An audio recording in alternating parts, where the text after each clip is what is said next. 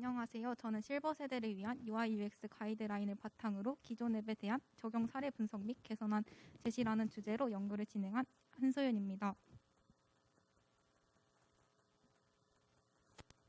네, 저희 할머니께서는 은행 어플리케이션을 사용함에 있어 큰 어려움을 겪으십니다.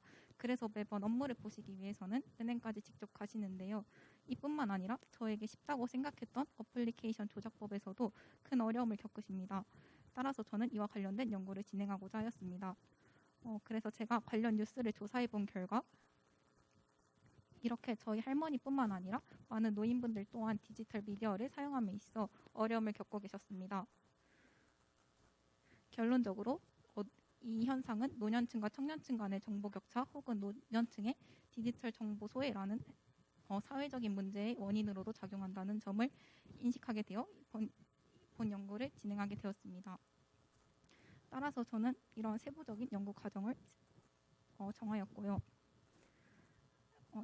연구를 시작할 때 UI UX에 대한 개념에 대해서 이해가 필요하기 때문에 저는 이런 UI UX에 대한 이론적 고찰 과정을 거쳤습니다. 먼저 사용자는 목적을 이루기 위해서 목적물을 사용하게 되는데요. 예를 들어 할머니가 입금을 하기 위해서 카카오뱅크라는 앱을 사용을 하게 된다면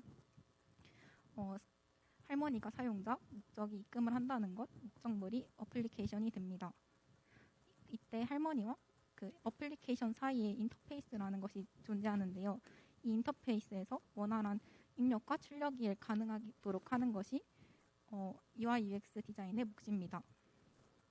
다음은 실버 세대에 대한 연구를 하였는데요. 먼저 실버 세대란 노년층을 뜻하는 말로 노인들의 흰 머리카락을 뜻하는 실버라는 의미가 생기면서 생긴 용어입니다.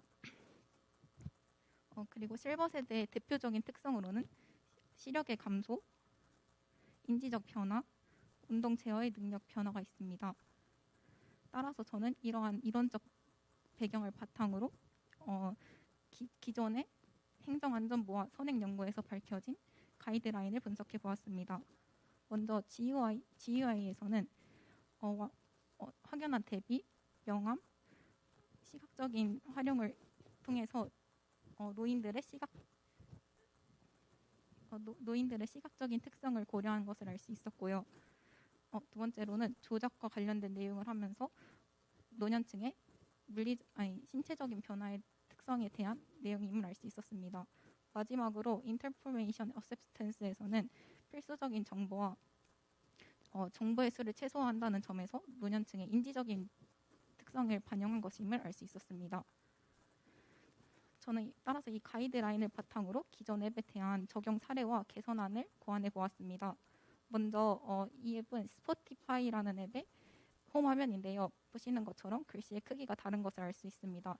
따라서 이는 인터페이스의 요소를 변경하거나 재구성한다는 가이드라인을 적용한 것을 알 수 있습니다. 두 번째로는 지도 앱의 그 경로 안내 화면인데요. 이렇게 파란색이 색깔이 있을 때는 잘 보이지만 그레이 스케일을 씌웠을 때는 대비가 쉽지 않다는 것을 알 수 있습니다. 따라서 노년층 중에서 확연한 대비가 어려운 사용자들을 위해서는 이러한 가이드라인을 적용하는 개선을 해야 된다고 생각합니다. 그리고 마지막으로 카카오뱅크의 계좌 개설 화면인데요.